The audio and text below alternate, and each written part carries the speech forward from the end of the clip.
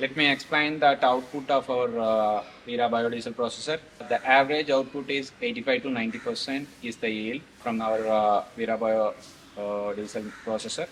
And I will explain that once the oil is processed, you can see that is the color which is without filtering, and you can see this is the sample we took it from there.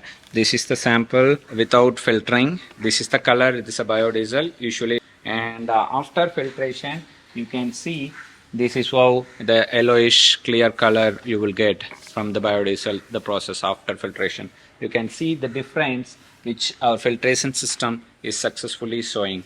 This is a reddish, this is yellowish, and you can see the difference that our biodiesel processor done successfully, and the yield is 80 to 90%, sometime 85 to 90%. That is the range, and you can put canola oil, rapeseed oil, or sunflower oil, or any used cooking oil, animal fat, vegetable fat. This can be done in our system, and this is the color difference of our oil.